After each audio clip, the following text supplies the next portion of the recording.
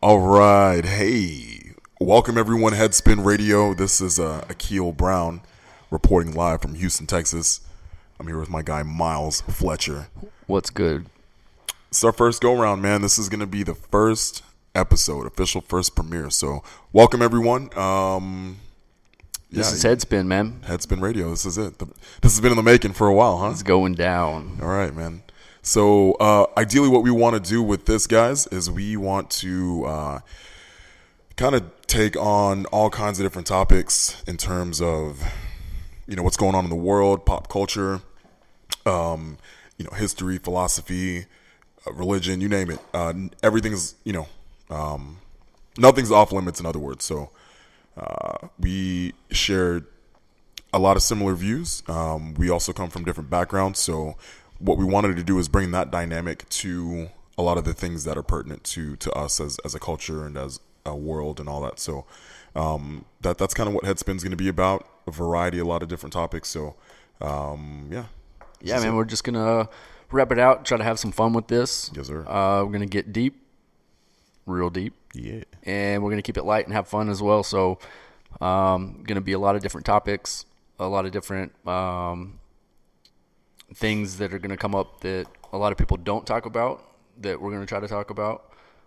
There's going to be a lot of things that everybody's talking about that we're going to talk about and give our opinion and our point of views. And I think as time goes on, this is probably going to change quite a bit. I feel like as we start right now, we're going to have a little script that we're going to go off of depending on how the topic is going and, how we're feeling each thing. We're going to talk about it a little bit, but I think as time goes on, we're going to kind of find a groove and we're going to find our niche, man. Our niche skill sets. Yeah, no doubt. So, welcome guys to Headspin. Appreciate you guys tuning in. If you're not, tell your friends. And you should have been here the first time. Goddamn. Mm-hmm. Don't hide your kids. Don't hide your wife. We want everybody in this thing. So, especially if she's hot. I'm just kidding. I don't go there. Forbidden fruit, man. So, with this being the first episode, I think introductions are in order. I'll start with myself. I am Akil Brown. I am originally from Brooklyn, New York, moved to Texas at a young age. So I grew up in the Houston area. I actually grew up in Katy, which is on the west side of the city. But with that being said, come from a pretty diverse background. Both of my parents are from Trinidad and Tobago. So for those of you who don't know where that is, that's right off the coast, the northeastern coast of Venezuela, in the Caribbean. It's the southernmost island in the Caribbean. So that's a big part of who I am as far as my culture. Straight lineman, man. You know how we get down. But so both my parents are from Trinidad, like I said. My great-grandparents on my mother's side were from Venezuela, so also lineage from South America. But yeah, man, I'm 32. I'll be 33 this year. I like all kinds of different things, man. So I'm all over the place. Big music enthusiast, really big into politics, current events, history, philosophy, like I said. So, keep it going. I got to plug in the laptop. Okay. Yeah. So you guys are stuck with me for a little bit longer, but yeah. So living in Houston, we moved down here when I was 5. So like I said, roots are in New York, but Houston is pretty much home. So married. I have 2 children, 2 boys, and they're my life. You know what I mean? So I don't know. As this thing goes on, obviously we're going to kind of like let a little bit of ourselves out in pieces. But that's kind of who I am in a nutshell. Thank you for that. No problem, man. I appreciate it. Go ahead and tell the people about yourself, man. Myself, I am originally from Texas, out west, a little town called Andrews, just north of Midland, Odessa. If anybody knows where that is, I apologize, and I'm sorry that you know.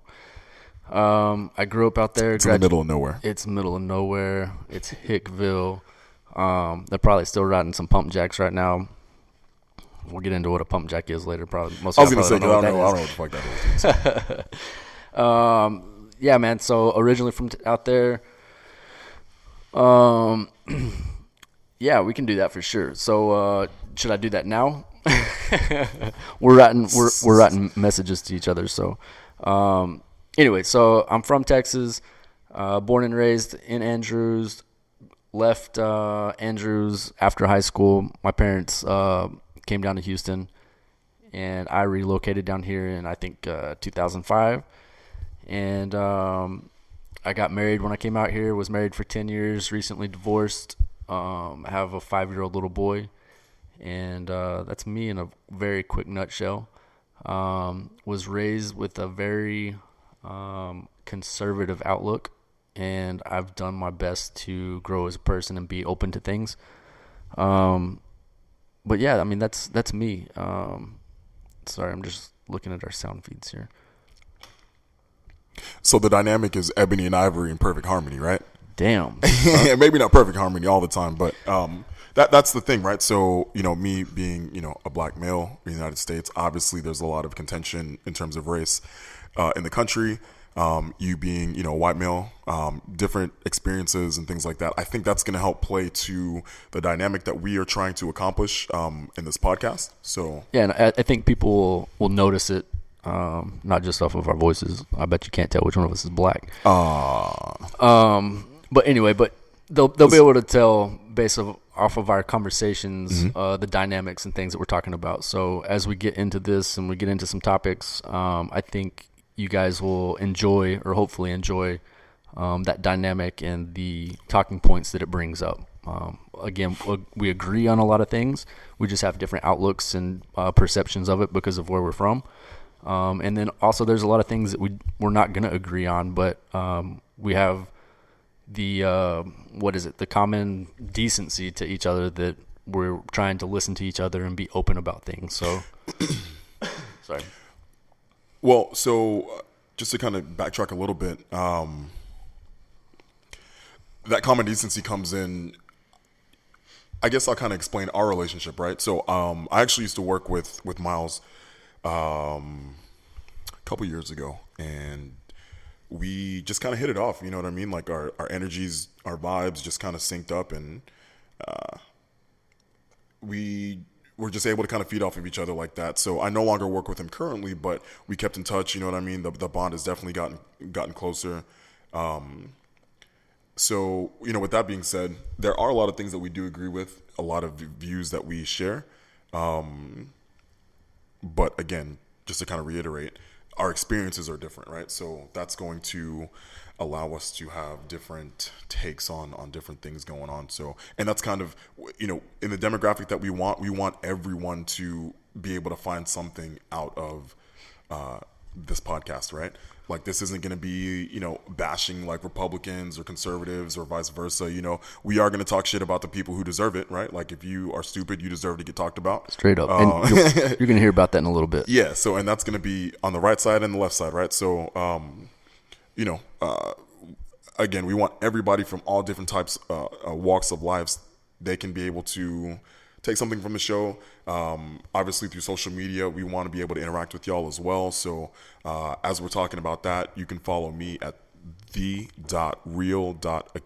on Instagram. That's AKEIL. Akil Brown on Facebook. And then Venture29, Snapchat. What else? Twitter.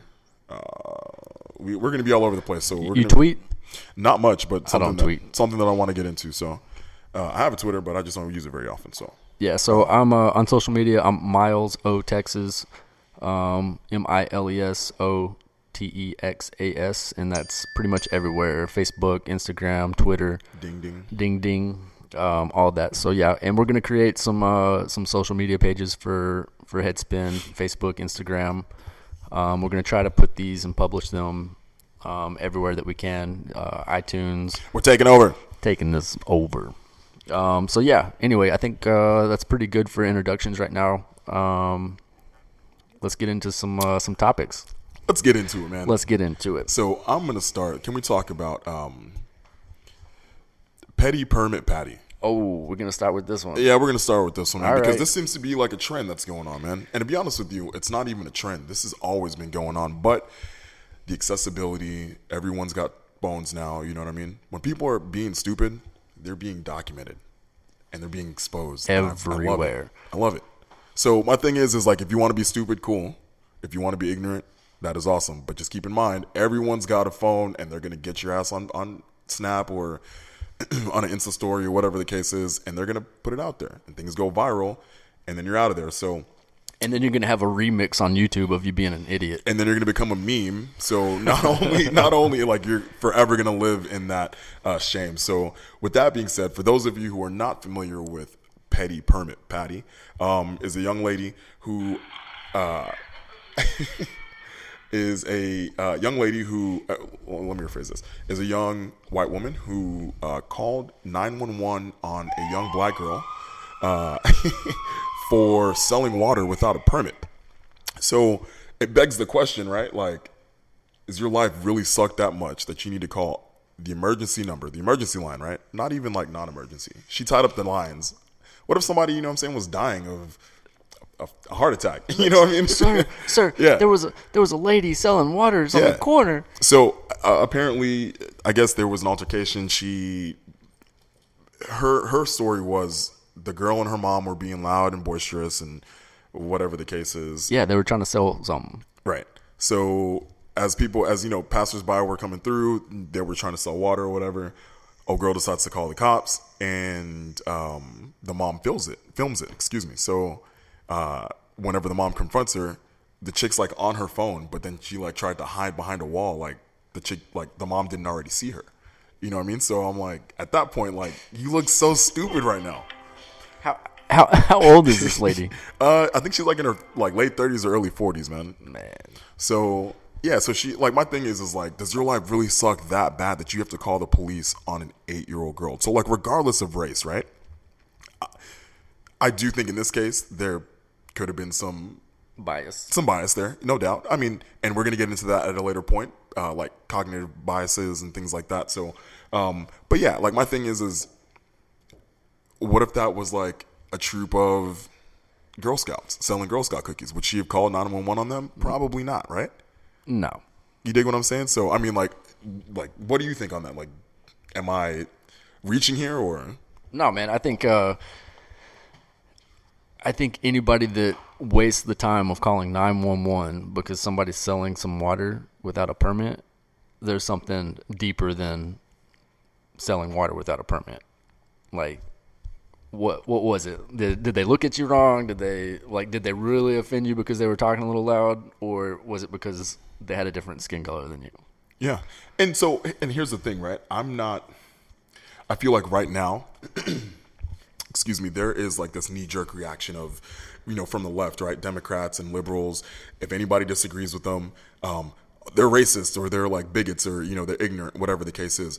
There is a big rise in people who do fit that bill. However, I don't think every case is always like racially motivated. On the contrary. Yeah, but you can't sweep stuff under the rug and be like, but. Exactly. Yeah. And to that point, on the contrary, Republicans do the same thing, right? Like they label people who don't listen to, who don't share the same views as liberals or, snowflakes and X, Y, and Z, right? And we have these knee-jerk, as a culture, we have like these knee-jerk reactions that we go to. And you brought up something earlier that I got to applaud you on, because since I've known you, I feel like that's been a consistent thing for you. And that is kind of stepping outside of some of like the things you've been conditioned in growing up, right? You said you grew up pretty conservative and you've been trying to, kind of open your mind. And I would agree with you 100% on that. So I say all that to say. Thank you. No doubt. Appreciate you. So I say all that to say, this case, I think it would have been a little bit different had it have been like some Girl Scouts, all white, whatever the case is, or even if it was like a little white girl or a white girl and her mom, you know what I mean? So I just don't see how you can go from just chilling, going about your day, right? Even if they're being loud, whatever the case is, like it's not like they're there every day, right? Like yeah. Well, I'm curious about like what area is it? Like, man, dude, I think it was in California. Is it out of the ordinary for black people to be in this community, or like? I mean, that's usually how it is, right? Well, I don't know, man. Yeah, you're right. You don't know, but but it's okay. We're gonna expose all these things get there as they come up, right? So yeah, so that was that, man. And I just, like I said, if you are stupid, if you are ignorant, I think you deserve to be called out on it. I don't expect everyone to agree with everything that I say. There's a lot of things that I don't agree with other people, but at the end of the day, it's just human decency, right? Like, why in the world? So what would happen? You know what I'm saying? Like, dude, we see all these interactions between law enforcement and people of color, or whatever the case is. What would have happened if the cops came out and that happened to be one of the bad apples that we hear about, right? And then mom gets tense, sticking up for her daughter. The cop, Cat. exactly, right? Game over. You never know what happens, and then at the end of the day, it's going to be like, oh well, she should have just cooperated. Versus like that situation should have never happened in the first place. Right? I just don't see what the point is. Like, what are you doing? Like, you want them to get arrested? It was in San Francisco, man. You want them to go to jail? Like, what? Just kills me. That's 8 what years old. But like, think about it, right? So we were talking about it earlier. Like, how many kids have had like lemonade stands, right? Or yeah, baseball play. We're in Houston, so baseball players and their families are on corners of wherever selling bottles of water. Right. Exactly the same thing. Right. And people are like dishing out money. Nobody's calling the cops on them, or Right. car washes, or whatever it is. Like, I don't know, man. It blows my mind. Like, if there was a point, if like she felt endangered, or if she said something derogatory, or whatever it was, if there's a reason to take an action like call 911, then cool. But you wasted a call to 911 because somebody was selling some water bottles. Yo, and the crazy thing is, dude, is apparently she was the CEO of a cannabis company. The lady that made the call, Permit Patty. Permit Patty, yeah. Bro. She apparently is like a CEO of like a cannabis company, and I guess she distributes to like dispensaries, right?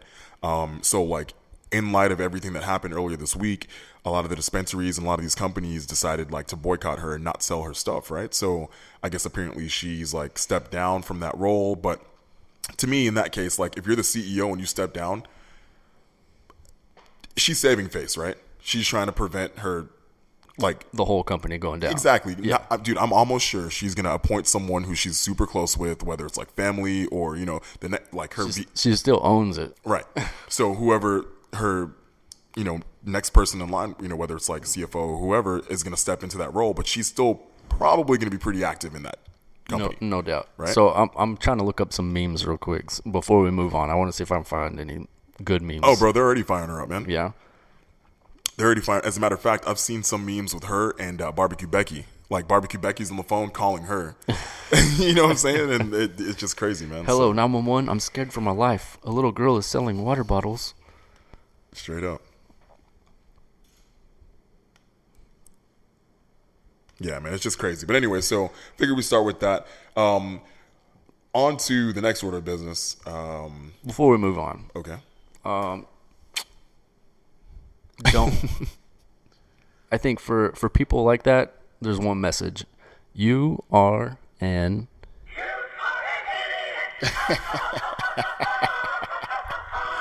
She is an idiot, man. All right, that's all I got. She is an idiot. I like that though. Hey. But no, so Miles and myself, we are both big music enthusiasts. So there's going to be a lot of music in this podcast, and I have a very wide spectrum of music that I'm into. Hip hop is my heart. I obviously coming from the East Coast, I'm a little bit biased, but yeah, listen to a lot of hip hop, a lot of metal, a lot of Latin music. I mean, you name it. I pretty much listen to everything except for country. Sorry to all the country fans out there. That's not my thing. But my guy Miles, I'm sure, can speak on that a little bit better than me. So yeah, we try to bring a little bit of, redneck Midland Miles. We get you going. Yeah. We want to make sure to bring a little bit of everything for everyone. But with that being said, this week there's some notable mentions, man. Hold up. Before you jump into these. Yes. So this is something that we've talked about in the past. Yes. And I think it's one of the reasons that we kind of connected was music in general is a language. No doubt. It allows different groups, whether it's race or sex or whatever it is, to connect and have a medium to talk about, or it's a way to learn things too. Like I've learned a bunch of things about culture just through listening to hip hop. Sure. I don't know everything about it just because I listen to it, but it's stuff that interests me. And again, that's something else that opens up my mind and trying to further myself by listening to different things. It's everything. It's hip hop. It's classical. It's country. Anything that I listen to. It's a language. So, just wanted to mention that because we talked about it in the past, and I think it'll come up later when we're talking about some different topics and stuff like that. So it will, man. And to piggyback off of that, the music is definitely a universal language. I have a very vivid memory. I mean, I have a lot of memories and stories that I could tell you about music being that. One of them, I remember we were in, where were we? I think we were vacationing in Aruba and met some guys down there from Venezuela, and they spoke Spanish. I speak fluent Spanish, so that we were able to connect that way, but we were also able to connect in terms of music because then we started talking about the things that I liked. Turns out they liked a lot of the things that I liked as well. So we were able to, I'm a couple thousand miles away from home and we were able to connect on that level as well, So, just as recent as 2 nights ago, I went to a metal show over at White Oak. It was a band by the name of the Black Dahlia Murder. They headlined, and Whitechapel. So it was like death metal show, right? So the thing I love about that scene is there's no like color lines, man. There's so much love within that scene, and a lot of people are turned off by like how aggressive and how loud and how crazy the music is. But if you ever go to these shows, you'll see that it's almost like a stigma. It's like a misplaced stigma. There's a lot of love there, man. There's not like color lines. 9 times out of 10, the biggest argument you'll get into is band tees, right? Like if you're wearing a band shirt and then somebody else is wearing something else. But they're great conversation starters. But anyways, yeah, I say all that because you're right, man. Music is universal. Next to mathematics, it's the universal language, right?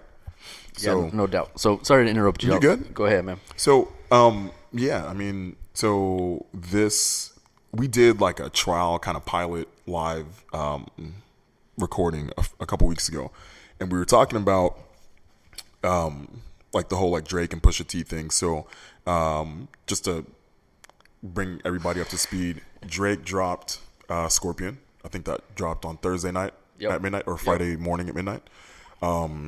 It's his latest release, 25 tracks. Have you gotten through all 25? So I am at Jaded, which is like number 14 or 15 if I'm not mistaken. But so far, not impressed. I'm not really feeling it. And I'm a Drake fan. Like, let's not get it confused. A lot of people talk shit about Drake. Drake is really good at what he does. Every time Drake drops, they're hits. But this particular album, I feel like in light of the beef, I said he had to drop bangers. Like, this album had to be a just classic. So far, I'm not really impressed, man. If I had to grade it on like mics, I made a post about this earlier. On a 5 scale, I give it like 1 mic, bro. Really? Yeah. Wow. There's a handful of tracks that are decent, but after taking that ass whooping from Pusha T, I felt like he had to come with something heavy. And he's probably still gonna break records. He's probably gonna have like streaming records, he's gonna Spotify. Do his thing. Yeah. We know every time he does that, every time he drops, that's gonna happen. I think we're talking on a little bit deeper level than what most people are just listening to the music. This is coming from like hip hop enthusiasts, like kind of hip hop purist. I will be the first to admit I am a hip hop snob. I don't listen to everything. I talk shit about a lot of the stuff that's currently in like it's mainstream, annoying as fuck in mainstream media, or excuse me, mainstream music. And but yeah, I mean, I'm just kidding. By the way, what's that? I said it's annoying as fuck, and then I said, "Nah, I'm just kidding." Nah, it is annoying though, bro. But no, I mean, Scorpion. It's 25 tracks, dude. Like, that's a lot of content for an album. So yeah, I mean, if y'all are if y'all have listened to it or are listening through it, let us know what y'all's thoughts are on it. I'm not a huge fan, but I've also not made it through the entire album yet. But Yeah, I'm the same. I haven't listened to the whole thing. A lot of times when I listen to albums, I'm a quick next person just to get through it and just kind of get a feel for the beats and the feel for the album. And I haven't even made it through the full thing doing that yet. So, so far the one I think like God's Plan and those that are on there that he dropped early, I think those are going to be the best ones on the album.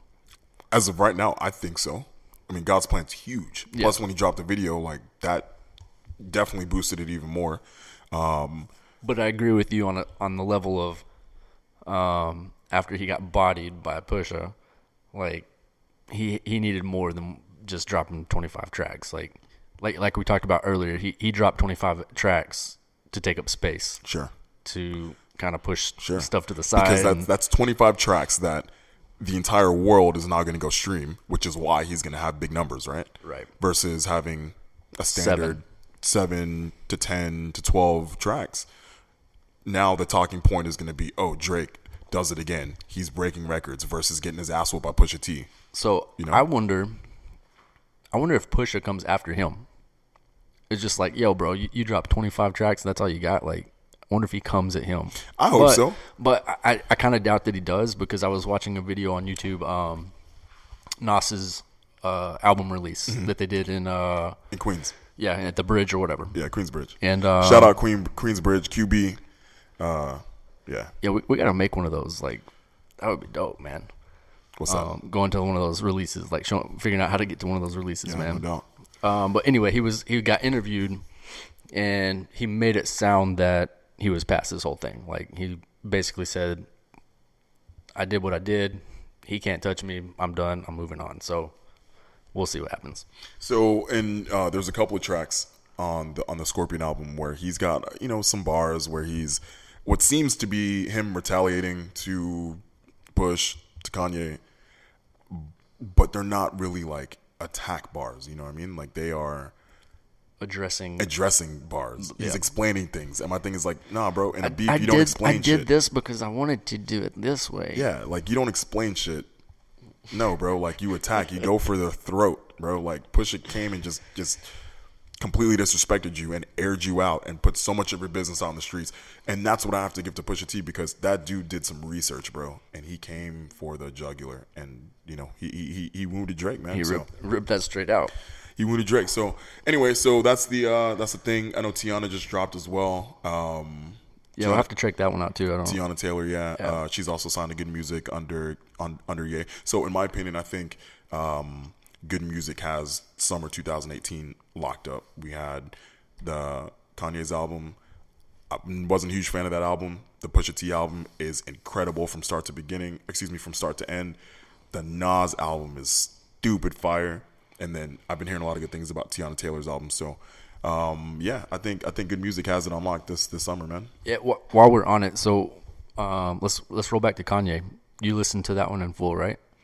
I did, actually. Yeah. Well, you didn't just weren't feeling it, or so put him on the spot. He wasn't ready for this one. So here's my thing about Kanye, man. I was one of his biggest fans. I still think he's a very talented individual. That dude, when it's all said and done, he will go down as one of the biggest contributors to the culture. However, artists evolve, you know what I mean? Styles change, influences change, inspirations change, life events happen, right? People change.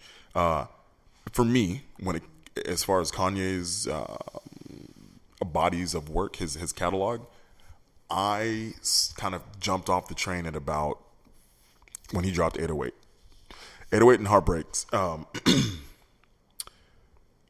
That was big when like the whole auto-tune was taking over the industry, right? You had like T-Pain, Kanye dropped that album and it was all auto-tune. I wasn't feeling it. Then he, followed that up with My Beautiful Dark Twisted Fantasy. Yeezus, Watch the Throne dropped. And so all these projects dropped after that. And I wasn't a huge fan of any of those, dude. I feel like Kanye from like college dropout to graduation was his like golden era Kanye. Like soulful samples, bars were legit, features were awesome. You know what I mean? So I don't know, man. I haven't really been a big fan. And so again, I say all that to say because I feel like when he started having all those issues with his mom and his mom passed away, Yeah. that was it, man. His head went. His head was out of there, understandably so, right? Yeah, no doubt. And then I don't know, maybe he got that Kardashian curse and he was out of there, dude. Yeah. There's something about them Kardashians, dude. Like, stay away from them. So I haven't always been a Kanye fan. Yeah. I actually kind of despised him for quite a long time. Why is that? Just some of the things that came out of that guy's mouth, like George Bush doesn't like black people. you know what? Like, I know that there's in the world of racism, there's a racism towards black people. That's the main major racism in the U.S. anyway. I think anytime I'm gonna step back. So for me personally, it's hard for me to understand like if I'm reaching out like, hey Akil, like yo, I wanna learn about this, or I wanna do this, or yo, you're wearing this kind of shoe or this style or whatever it is, and I connect with that. And there's Kanye did this stigma where like if a white person did something that a black person did, then it was like, yo, why are you trying to be like us? Like, do you understand what I'm saying? Like, I follow, yeah. And he had like, it was like, you stupid white people, like, and I understandably so, like, there's a lot of racism that happened a long time ago and that's still happening today. But at the same time, like, if it's hard for me to understand if there's a group of people that are like putting out an olive branch, why wouldn't you To bridge the gap. Accept that? Yeah. So oddly enough, as you say that, man, that definitely does exist within the culture, man. There's a lot of things though that contribute to that. You know what I mean? Like you're looking at, I'll put it to you like this, right? Hip hop culture is I don't care what anybody says, hip hop culture and black culture is one of the most powerful cultural memes that has ever existed throughout human existence. And the reason why I say that is because at any given time, if you look at like popular dances, right, or songs or cliche sayings, whether it's Bye Felicia or whether it's everybody right now is, doing flosses and, Millie rockin' or you name it, that comes from black culture, right? And it's permeated suburbia or suburban, not all suburban areas are white, but what I'm saying is it's left the inner cities and it's permeated that area of America. So you see little white kids that are out here flossing, or little white kids that are out here, that can sing rap every word, every lyric to, the top 100 chart. And the difference is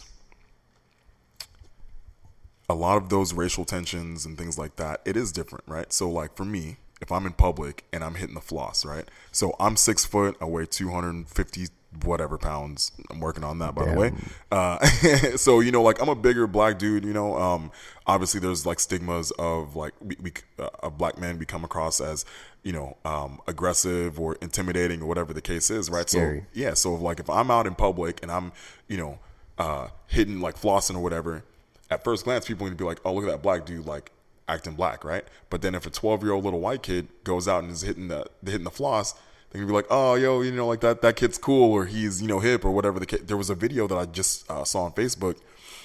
It was a little boy, and I guess like his mom or his sister or something. They were on like a boat on some lake somewhere, and little dude was like killing it, dude. He was hitting like the floss, you know what I mean? Like he was like dancing like all the like popular dances right now, right? And he was killing it. Dude was right. He was hitting it. But so the thing is, though, is if there was a little black kid that was doing the same thing, he would be looked at as being like obnoxious or, you know what I mean, ghetto or whatever the case is, right? I hate that shit, man. So do I. So while I do think that it's stupid, we're gonna rabbit trail a lot, by the way, y'all. That's the whole point of this thing. While I do think that it's stupid for Kanye to do that, what you're talking about as far as, you know, saying that it's stupid for white people to do or accept black culture or whatever, there is some merit to that. And because of the racism that is, whether you like it or not, that's ingrained in the fabric of American culture, racism, right? Yeah, for sure. From a historical context, right? That is something that I personally don't think it's going to go away. Yeah, we can make strides, we can make progress. I don't think we'll ever get rid of that. So, let me ask you a question. yes, Is there something called reverse racism? absolutely. Okay. So Man, we're gonna get this is So- we're going off okay. the rails. So here's the thing about reverse racism, because when you look at the word racism, racism is basically being able to use your power, right, to take away from other people because of the color of their skin, right? Sure. So when you look at like systemic racism throughout the history of the United States, right, we have the transatlantic slave trade. You have chattel slavery. You have 3/5 rule, right? You have, you know, like there's just so many different systemic things that have been applied to people of color, black Americans in particular, whether it's, you know, redlining in terms of, you know, sorry, I'm losing my train of thought here. In terms of like redlining, in terms of like housing districts, right? Not being able to get access to certain resources as, you know, Caucasians and whatever the case is. So the racism is built into the system of our country, right? So reverse racism does exist, but it's not quite the same thing. Like, yes, there are racist black people, there are racist Asian people, you know, you name it. But me as a black person, I can't make you get paid less. I can't make you not get a job, right, because of the color of your skin. So reverse racism does exist, and there's even like, you know, so there's so many different contributing factors to it, though. I mean, there's like self-hate. There's some people who, you know what I mean, like aren't comfortable in their own skin because of the color of their own skin, you know what I mean? So like there's a lot of different I guess branches that jump off from like the racism roots. Yeah, for sure. You know? Yeah, we can circle back to these. I know Sure. these are a lot deeper than No, what it's we all wanted good. to get into, but that just came up because I remember having some conversations with some different people, and they would get mad because of the term reverse racism. So anyway, just wanted to bring that up. I'm gonna circle back to Kanye. So that was a little bit of the reasons why I didn't like him and didn't want to listen to him, support his music and stuff. At the end of the day, I like music because I like music, and if something catches my ear, I can't just be like, I'm not gonna support this guy. Like, I'm gonna listen to what I want to listen to. So, I actually got into him probably a couple of years ago, 1-2 years ago, maybe. My favorite album so far is Life of Pablo. Okay. This is probably on a not the hip hop snob level. This is on, I'm just enjoying some music, Sure. banging in my car and going about my business. So, Life of Pablo, and then actually his recent album, there's a few on there that I enjoy quite a bit. So, I think from excuse me, I think from just the standpoint of if you're gonna put a track on or an album on and listen to it, I think it's one that you can do and enjoy it quite a bit. Bang through the neighborhood and piss off the suburban white folk. But from a standpoint of if you're looking for some heavy hitting bars and some meaning and things like that, I agree with you. It's definitely not one of his better. If you're going to do that, definitely the ones that you mentioned, go back in time and you can get some of that. But as far as Crazy Kanye goes, it's a good album. So if I had to put If I had to choose my favorite Kanye album, it would probably be Late Registration, because Late Registration, I just felt like the production value was so strong, man. And so I was talking about him being a very talented guy. And in hip hop, as a lot of people know, there's a lot of things that are recycled. There's a lot of samples that are reused and X, Y, and Z. But he does it in a way that is just, man, it's like top rank, man. Probably one of my favorite songs by Kanye West is called "Touch the Sky." It's him and Lupe. Yeah. And it's the sample is Curtis Mayfield. The name of the song is "Move On Up," right? And basically he takes that sample. He takes, the drums, he takes the horns and everything, and he slows it down, and he makes "Touch the Sky." And dude, like, it's a feel good song.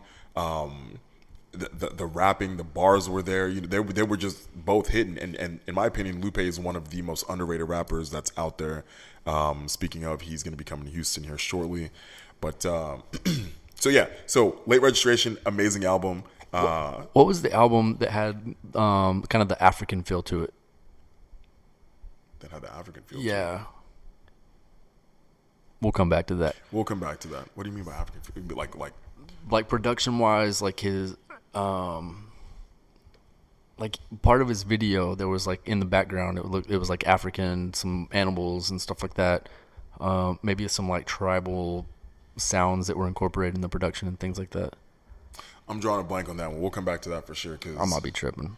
Could be. Are you sure it's Kanye? Pretty sure. Anyway. All right.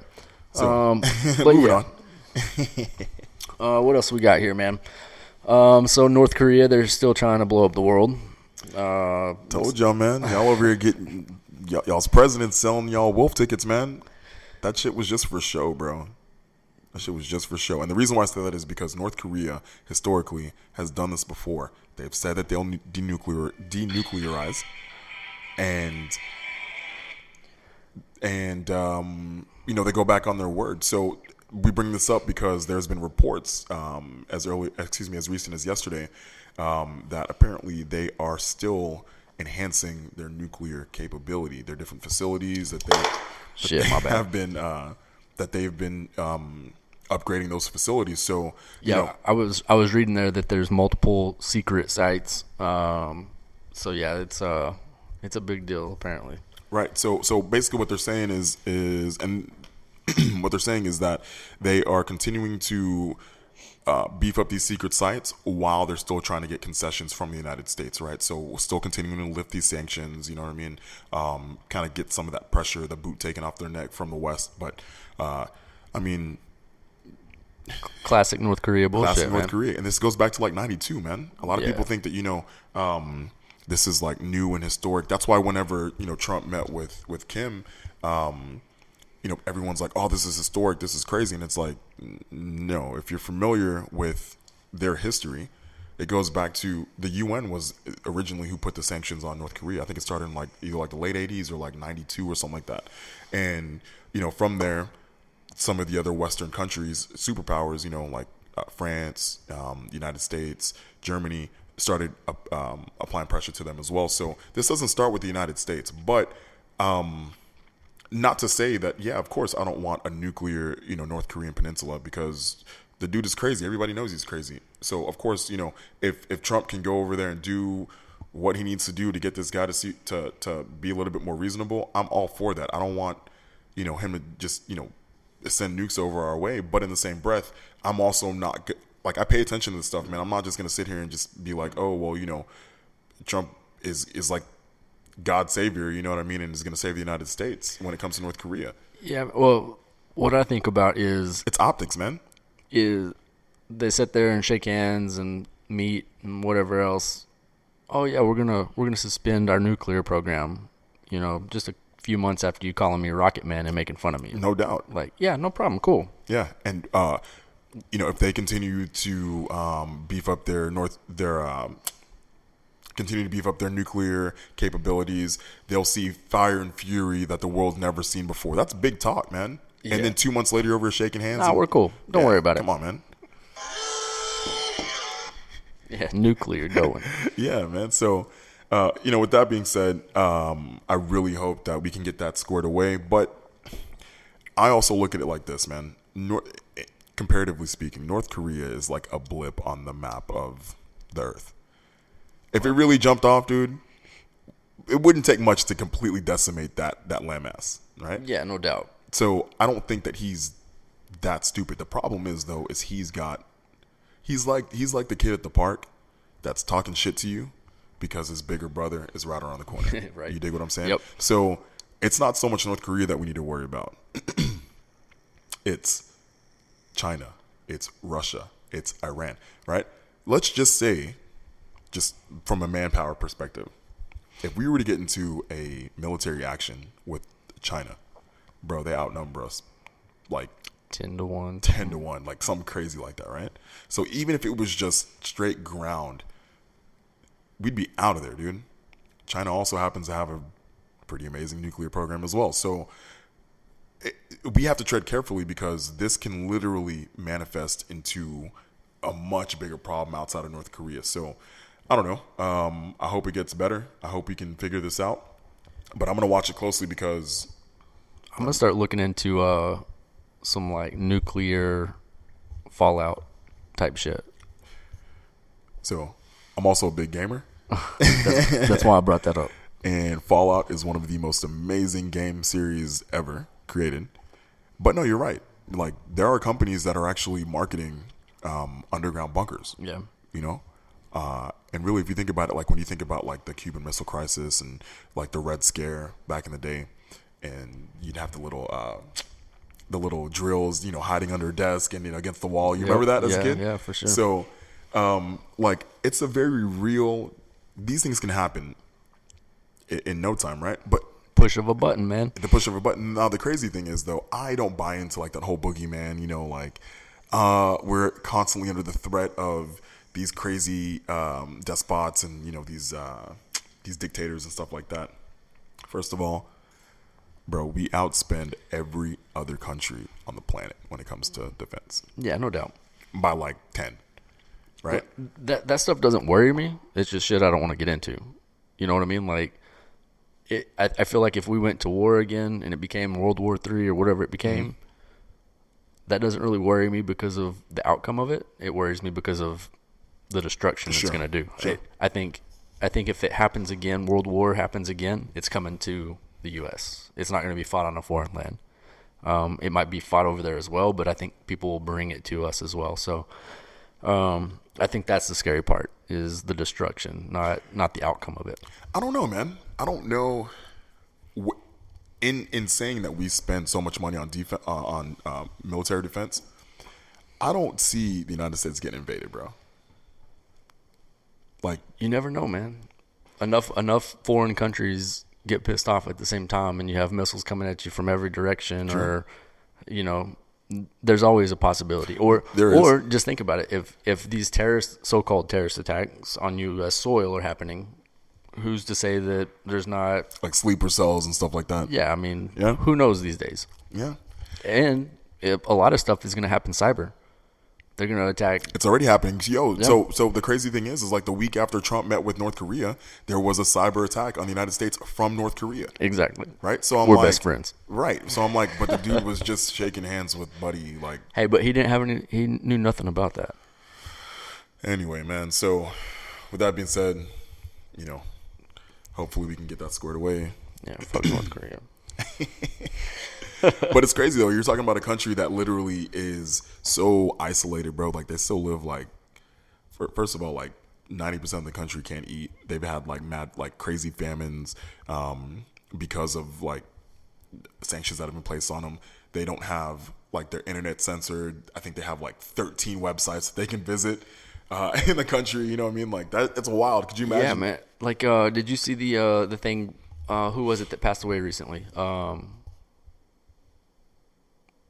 I don't remember which power in North Korea passed away, but they had to fake cry. Like if they weren't really sad, they had to cry about it or show sympathy or whatever. Yeah, because they probably would have gotten executed. Exactly. Like what the fuck? Yeah, dude, that's just wild, man. What are we doing? 2018, bitches. Yeah, but they're living in like 2000, or excuse me, like 1940 type shit. At least, man. Like, it's, You know? that's crazy, man. So Dude, so if y'all keep hearing all this noise, it's a soundboard that I purchased, but the purchase was supposed to get rid of all the ads, and it lied to me. So they got you, dog. sorry, gotcha. They got you, man. But moving on, man. What's up? What's up? So another thing, let's talk about this World Cup, man. World Cup. This World Cup is going in this week, Let's dude. do it. There's been a lot of upsets, bro. Like this year, or this World Cup has been going badass. It's been lit, man. So I'll run through the round 16 matchups real quick. No doubt. All right. So already played has been France and Argentina with a 4-3 France win. Uruguay and Portugal. Uruguay took it 2-1. And then we have coming up Spain and Russia, Croatia, Denmark, Brazil, Mexico, Belgium, Japan, Sweden, Switzerland, and Colombia, England. So there's some pretty good matchups in there, man. I think the big surprise has been some of the big knockouts, some upsets already. Germany's out of there. Portugal, after today, is out of there. Yeah, man. Argentina, that was I don't, you know, they kind of came into the World Cup with a little bit of a messed up team and coaching and stuff like that I was listening to, but they have Messi and they're always expected to do well. So France with the big win there. I think France is going to do really well, man. Man, that's my go-to. I bought a jersey this year. I did everything, man. My boy Eddie's from France, so I decided to support France. Hey, shout out my guy Eddie Lupeta. Easy you E. know what I mean? The Frenchman. new Easy E. Yeah, man, it's good, man. This year, just Yeah. some of these plays, man, and some of these goals, bro. Like, Yeah, it's sick, man. I think what's cool is I wish there was a bigger soccer/football, whatever you want to call it. well, the whole world calls it football, Yeah, except for the United States. I wish there was a bigger market in the States. It's getting there, slowly but surely, man. Because, man, some of these games are, like, really exciting.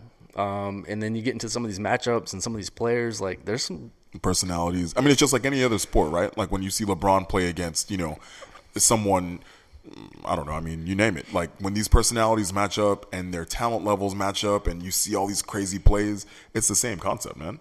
Yeah, I was watching the France game this morning. There's a 19-year-old kid on the team.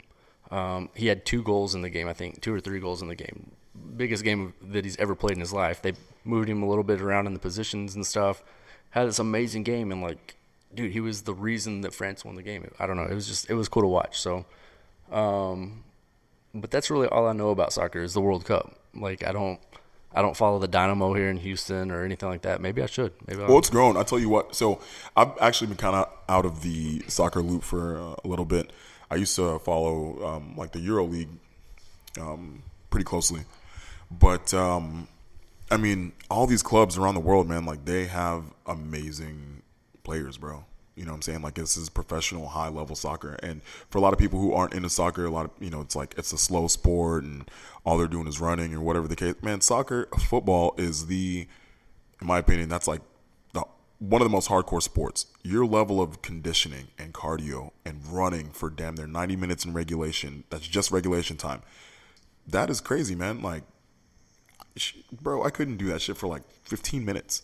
You know what I'm saying? Like at the level that they're doing it at, right? So I don't run, bro. My hat's off to them. You know what I mean? Like soccer players, that shit is crazy, and they get paid. So they get paid. Yeah, no, dude, it's been fun to watch, man. So good luck to all those teams. Go France. And what is next on our agenda here? So I kind of want to pick your brain on this do it. the immigration debate right now, man. This week was pretty contentious for not really this week, but I guess the last couple weeks, man, with like the family separations and the kids, being pulled from their families. What are your thoughts on that, man? So that's kind of a tough question. There's a couple of ways you can look at it from my point of view, or my opinion. One is what's in the best interest of the United States. What keeps us safe? What keeps us whole, what keeps the laws in place. Like we have laws in place, so we have to abide by those laws. But the other side of it is It's like the moral aspect. it's family, man. Like, Sure. and then you have kids sitting in jail cells, basically, away from their families, and we don't know what's gonna happen to those people. Like, why are we doing that? Send them home, keep their family, like do something other than separate the family. Like, And apparently, there's been a lot of cases of kids that are getting like lost in the system, bro. Yeah. Like lost. And so the thought process, or they're saying that these kids are, getting sold into human trafficking. And so we know, like in Southeast Texas, especially in Houston, man, like that's a hub for like sex trafficking. Right? yeah, no doubt, it's So huge here.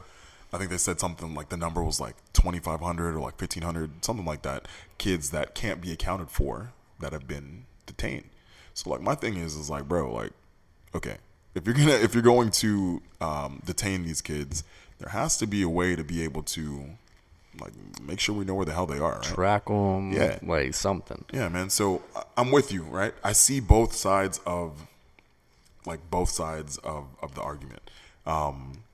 Yeah, obviously we want to protect our borders. I'm not, just like some bleeding heart thinking that, the way that the world is set up, especially our country, it wouldn't make sense for us to just have open borders, people come and go. But my thought process on borders is a little bit different as well, and we'll get into that in a later episode. But I get it. We have laws. But in the same breath, man, dude, can you imagine the psychological trauma that these kids, could you imagine a 5-year-old getting taken from their parents, not knowing when they're going to see their parents again or what the hell's going on, right? And so the reason why ICE has been like compared to like the Gestapo or like the SS, from like Nazi Germany is because how they're doing it. They're going to these parents and saying, hey, we're going to give your kid a bath. You're going to take your kid for a sec. Right. We're going to go give him a shower. And then these parents are never seeing their kids Gone. again. Yeah. You know what I mean? So I'm like, bro, I'm lighting everybody up, Yeah, if that happens to Jax or Maddox, bro. Everybody's catching it. Game you know over. What I mean? Yeah. So as a parent, could you imagine that, dude? You don't know what's going on. You don't know what kind of condition your kid's in. You don't know, who they're in care of, if they're being cared for, bro. Like I would go crazy, man. yeah, man, that's the worst part. Like I can deal with me. I can deal with my emotions. I can deal with those things. It might not be the best outcome, but I can deal with those. My 5-year-old little boy, he doesn't know how to deal with that. Right. Like, he's gonna trip out. Sure. And that's like permanent damage, dude. Yeah. Especially at that age, such an impressionable age, right? Yep. So yeah, I mean, like that is like psychological trauma to the max, bro. And so my thing is there has to be, keep the families together, bro. Like if that's the case, keep the families together through processing, through deportation. But it doesn't make sense. So the argument is, oh well, there's coyotes that are bringing kids over and they're not actually their parents and X, Y, and Z and all that. They're having cases of that. Sure. But you don't think if someone took your son, he didn't know them, like if they weren't his family, you don't think that they'd be able to question that out of the kid and be like, hey, is this your dad? Well, I mean, maybe so, but maybe that kid, maybe they were instructed, hey, don't say anything about True. this because we're trying to get you a better life. But it's a 5-year-old we're talking about, bro. If you can't interrogate, I mean, I hate to use that word with a 5-year-old, but if you can't question a 5-year-old and be able to extract information of, is this person legitimately your family? Like, bro, you need to get a new profession, man. So it's just sad. It's very sad, man, because like you hear some of the audio of like these kids, crying and I don't know. I guess because I'm a parent, it's a little bit different. It pulls on your heartstrings, and that's not being like a sissy or whatever the case is. It's about being human, you know what I mean? It's about having compassion, dude. Yeah, being a parent. Yeah, you have a little kid that's crying for their mom or their dad, right? And you can hear the stress and just all that in their voice, bro. Like, come on, man. You got to be cold and heartless, dude, to be able to overlook that and not have that affect you in any way. Yeah, no, I think at the end of the day, there's just got to be a better way. Like you said, keep the families together. If you do find a kid that is separated or whatever, a coyote, whatever, figure something out. Like track that. Keep whoever that person's with. Keep them with that person. Like, don't leave little babies and children alone without, somebody, Like, I was reading, I think it was on CBS today, man. They were saying that they have like kids as young as like 3 and 4 years old showing up to be the defendant in their own deportation hearings. Like, no adult supervision, no parents around. They separate the kids, and now that kid has to go to its own deportation hearing by himself. Right. Like, come on, dude. Yeah, but a 3-year-old citizen can't Can't get questioned by the police without the parent around. right, or can't decide which parent they want to live with, Sure. or they can't. It's crazy. Yeah, It's just and crazy, so if man. I'm not mistaken, the U.S. Constitution, a lot of people are like, well, the U.S. Constitution only applies to U.S. citizens. I'm almost certain that it's jurisdiction of within the borders of the United States. So even if someone is an illegal immigrant, they still are held to the provisions of the United States Constitution, which is like due process, X, Y, and Z. You know what I yeah, mean? that sounds right. I'm not. Yeah. So 100% on it, for but- instance, like if there's an illegal alien that's pulled over or whatever the case is, they still have constitutional rights because they're on soil, the US soil, of, yeah. right? You know what I mean? So Yeah. they can't. So, and that's why they're still innocent until proven guilty and due process and X, Y, and Z. So, yeah, I mean, like a lot of these, to me, I feel like it's got to be unconstitutional in some way that these kids are being detained, like for this long. Yeah. I see what you're saying. You dig what I'm saying? Yeah. Because that's like what the Fourth Amendment, right? Search and seizure, detainment, stuff like that, right? So, yeah, I don't know. I hope you can figure it out because, I mean, to me, I feel like didn't they decide a couple of days ago that they were going to end it or whatever? so yes, but the thing is this has been going on since April. Attorney General Sessions announced that zero tolerance policy back in April. Mm-hmm. So they've been doing these detentions for April, May, June, going on 3 months now, right? Right. So Trump could have signed the EO or told Sessions like, nah, bro, like we're not rolling that way, right? He could have done that a long time ago. So for me, again, I look at, the political gain of this. It was a way for him to pander to his base, to show that he was trying to be aggressive in terms of immigration, right? Because that's what he ran one of the main components of his campaign, right? Right. Making America great again, making it safe again, securing our borders, X, Y, and Z. But then he did that, and there was a lot of pressure. There was a lot of blowback. The public, a lot of people are like, no, this is wrong. The media jumps on board, and then he decides, oh, you know what? I'm going to sign this executive order to stop it. So my thing is, I feel like he won on both sides. He won with his base, and then he's going to kind of quiet everybody who was talking Right. shit about him by signing the executive order. So, again, it all goes back to optics. And what I hate is that these kids and even like illegal immigrants, like these are humans, right?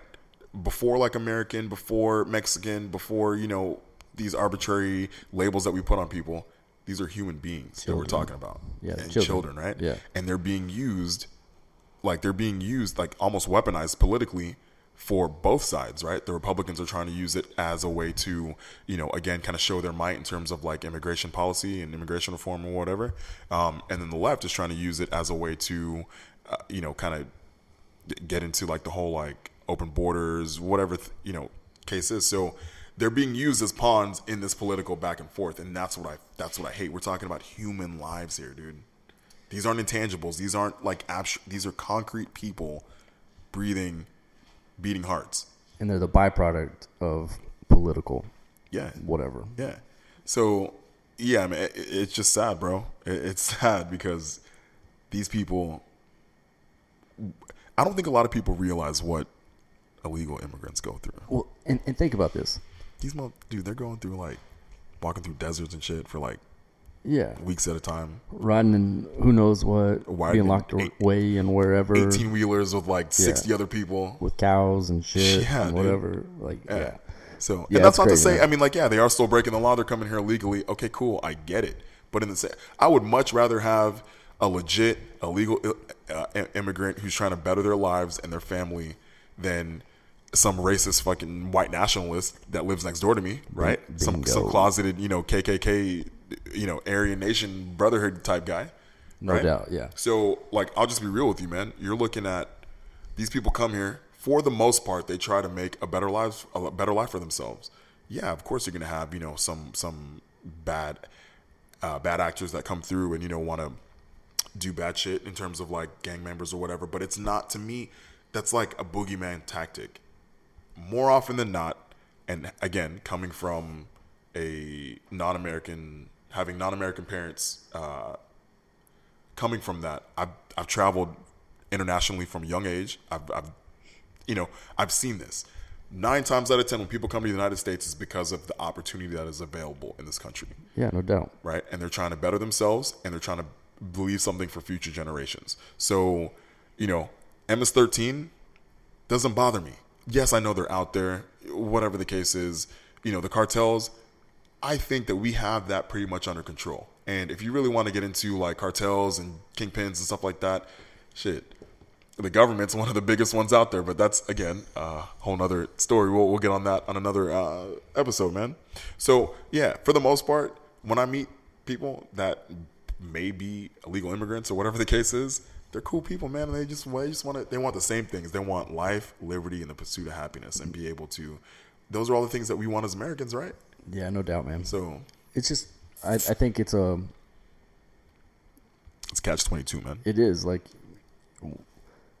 United States. Like, how do we maintain being the United States, right? Like, and becoming better, and how do we help people at the same time? So as we're talking about this, though, statistically, and I know people are like, oh, well, statistics, you can always find statistics. But the thing is, though, illegal border crossings, let me back up. Visa overstays significantly outnumber illegal border crossings. Right. Yep. So if you want to talk about the burden of the American people from illegal immigrants, it's not solely because of illegal border crossings. That's the narrative that's been pushed onto the American people, more so from the right, from conservatives, because that's a political ploy that they can use to benefit themselves, right? So, like, illegal overstays, why aren't we kicking in these people's doors, and forcibly removing them and deporting them, or detaining them, or whatever the case is? Like, we'd rather do that to these people, with families and kids that have just got done crossing, whatever crazy trek that they had to make to even get here. It's a really good question, man. I've never really thought about that like that, but I'm sure there's some more people are here illegally that came on planes than crossed the border. Yeah, I'm sure there's something to do with money within our government. Follow money, like these people are paying taxes. So that's another misconception too. A lot of people are like, oh, well, illegal immigrants, they don't pay taxes and X, Y, and Z. Dude, these people still shop in our communities. Yeah, they're still buying groceries. Yeah. They're still buying gas. You know what I mean? When I said that, I'm thinking at the level of people with visas come across with bachelor's degrees and MBAs and all these things. Yeah. And they have to apply for the visas and stuff like that. Right. And then they're getting taxed by their companies and things like that, where a lot of the border crossings are a lot of blue collar type workers and stuff like that. So there's a lot of payments that do go under the table. Sure. Like that was just a very generic way of thinking of that. I agree with you. But again, so people are like, oh, well, illegal immigrants, they don't pay taxes or whatever. Bro, again, my point is, though, that number is minute in comparison. If you want to talk about from a financial aspect, what about corporate subsidies? These corporations, bro, that kind of money. Yeah, but that's a much bigger number than. Yep. So that goes back into the political machine of who's backing who and who's benefiting from this, and like this tax overhaul, right? Yeah. Initially, it was sold as, hey, this is for the middle class. Hey, this is going to be good for the states or for the country as a whole. And as we're seeing this thing play out, right? Harley Davidson this week, as a matter of fact, dude, they're talking about sending jobs overseas because they're feeling the hit, right? I was on Bloomberg the other day, yesterday or today, and straight up, China's buying soy from Russia that they would usually buy from us, and who's that going to affect? Right? The United States is the number one producer of soy. Make America great again. Bro, so the thing is it's sold and people are buying these wolf tickets saying, hey, this is good for you, this is good for you. DC does not care about the middle class. Let's just call it what it is. It's not a right thing. It's not left, blue, red. They could care less. Nancy Pelosi, Chuck Schumer, Paul Ryan, Donald Trump. These guys do not care about us. They care about money and top 1%. And the money that we're talking about is not the money that you or I make. Not even close. Right. Like we're talking like a stupid whole money, upper echelon, right? So anyway, that's that. Peace, love, and peace, love, and strength to all the people that are affected, families. That's tough, man. So yeah, no doubt. Best of luck to them and getting back together with their families, right? And us figuring something out, man. We gotta figure something out, dude. So yeah, we could talk on this for days, but which I'm sure it'll come back up again. I mean, it's a hot topic, right? It's not going anywhere. It's not going away anytime soon. So no doubt. What else we got on here? Justice Kennedy retires. Yeah, man, it's gonna have a lot of ramifications for a long time. I'm curious to see how it goes because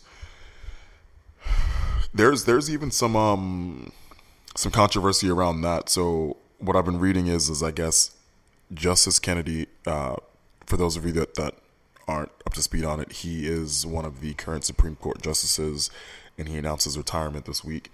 But his son, I guess, apparently was an employee of Deutsche Bank. Right. And Deutsche Bank was the only bank that would work with Donald Trump after all of his bankruptcies and all that stuff, and they've loaned him up to it's like $1 billion or something like that, right? So what they're saying is that Justice Kennedy may have been coerced to step down. The dude's like in his 80s, and obviously Supreme Court justices, that's a lifetime appointment. So from a political aspect, what they're saying is that Trump and the administration has kind of coerced him into stepping down so that way they can get a new justice to replace him. I don't know if this is because of the ongoing investigation, if things may come up or whatever the case is.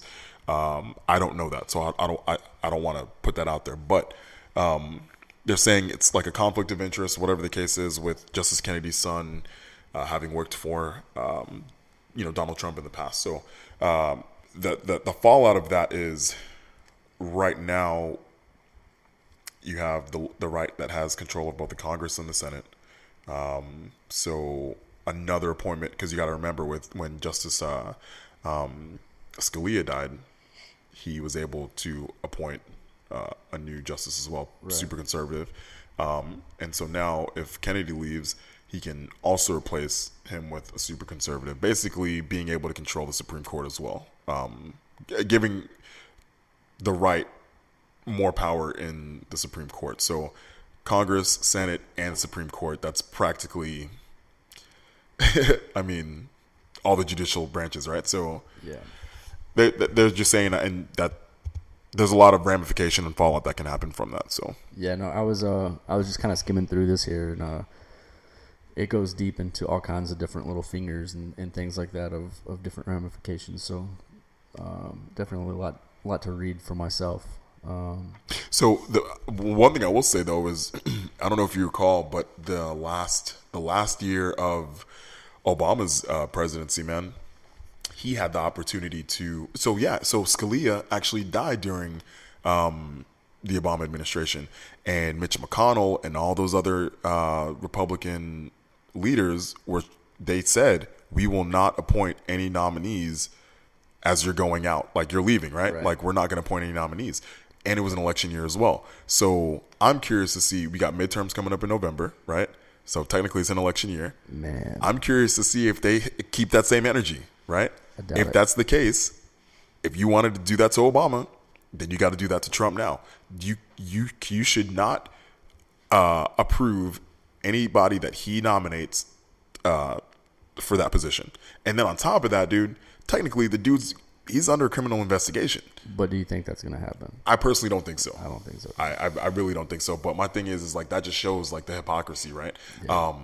You know, anybody that knows me, like I'm not like this big like Obama, like Team Obama or anything like that. But I mean, like you call a spade, right? So Yeah. if you, I'm not even a Trump hater. yeah, I'm just a person with a common sense. right. I mean, like if you want to keep it real, dude, like if that's the energy that you had with Obama, you got to keep that same energy with Trump now. Yeah, I right. agree. Both of your stipulations. It was an election year, and I mean, again, you know, Special Counsel Mueller and that whole team, like, dude, that the guy's under investigation. Maybe him not specifically, but a lot of people around him are getting indicted and pleading guilty. So I don't know. I'm curious to see what happens, because the thing is though is with them having the Senate majority, they could do it. Do whatever they want. Yeah. Yeah. So we'll see. Yeah. Good luck, U.S. What else we got? We have Slim Thug. So I follow Slim Thug on Instagram, and he's working on an album supposedly. So I'm kind of interested to see what he comes out with, especially in the midst of where music is today. I know he's released a couple albums in the last few years, but they were, I think, smaller in size, and he kind of always stays in his lane. But interested to see what he does for Houston hip hop. You know, he's been on his business grind lately, man. Yeah, no doubt. Like he's all about stacking that paper for sure. Yeah, he has some. He's done some work with Eighth Wonder, right? Yep. I think he has like a beer with. Yeah, he has a Boss beer. He has a clothing line. Yeah. I think he does some like car stuff. Maybe like he's all over the place trying to do his thing. So. Which is good, man. I mean, that's the goal, right? A lot of these guys come from pretty, you know, rough backgrounds or whatever the case is. He actually went to Eisenhower, man, over there in Acres Home, and but anyways, yeah. So I say a lot to say, like a lot of these rappers get into the game, you know, to leave the life that they want to leave behind, right? So, you know, I'm always about celebrating success, man. And if these dudes can get out and make something better for themselves, you know, something better for their communities as well. Yeah, no doubt. I'm all for it. Yeah, and what's cool, I think Slim Thug in Houston and stuff like that, like he's out and about in Houston. Like he goes to like some clubs. Mm-hmm. He's like hangs out. We mentioned Eddie earlier. Mm-hmm. They were at what's the name of that place? Kirby and Chapman. Yeah, Chapman yeah. and Kirby, whatever it is. Yeah. He showed up there. Ended up in the VIP section with Eddie and his crew, and they kicked it just like homeboys. Like he was just doing his thing and enjoying some company and meeting cool people, and that's what he did. So I don't know. I met cool. Slim Thug back in like 2005 or 2006. This was back when like Midtown was jumping, like Milam, San Jack, you know what I mean, like was like the spots back in the day. And we were at where were we, man? Bond, I think. I don't even know if Bond is still there. I've been out the loop so long. Man. But we were at Bond. Yeah, it was Bond because right across the block was Swivel. And anyway, so we were at Bond, and yeah, he was there. As a matter of fact, it was him and what is old buddy's name, bro? Anyway, they were in VIP.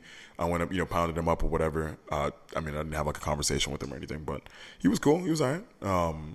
You know, obviously he wasn't worried about me. He was worried about, you know, females in the club or whatever. So, but yeah, he was straight. Cool, man.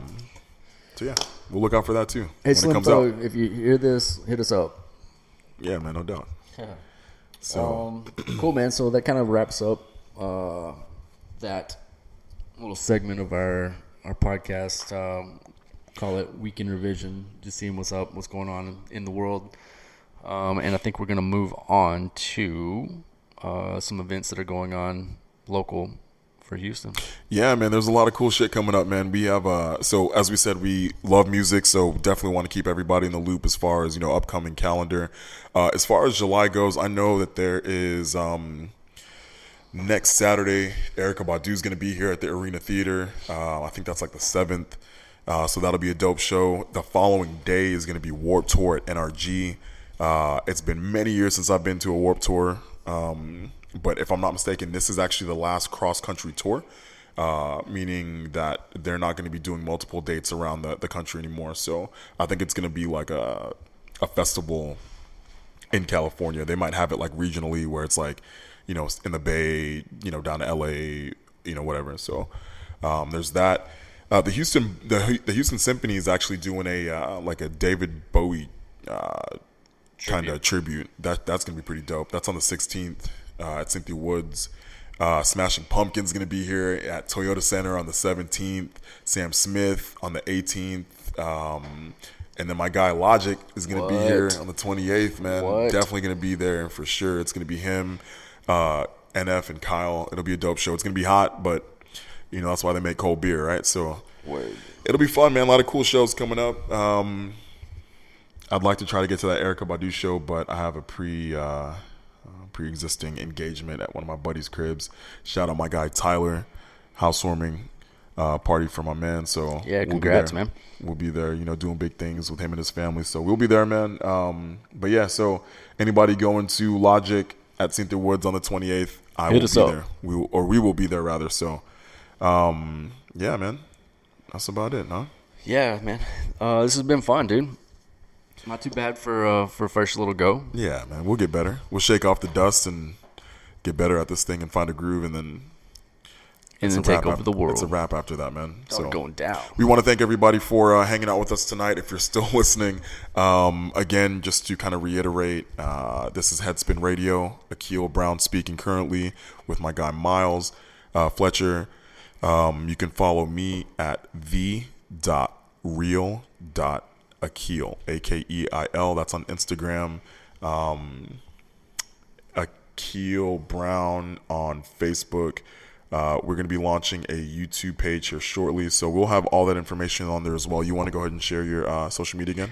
Yeah, man. You can follow me at Miles O Texas, MILESOTEXAS. That's on Facebook, Instagram, Twitter. Please follow me and check us out, man. We appreciate you guys listening. We would enjoy and appreciate any feedback that you guys have. We know this is our first go at this. Lots of probably little kinks and stuff that we're going to work out, but we want to hear the feedback. Any feedback. You guys have topics.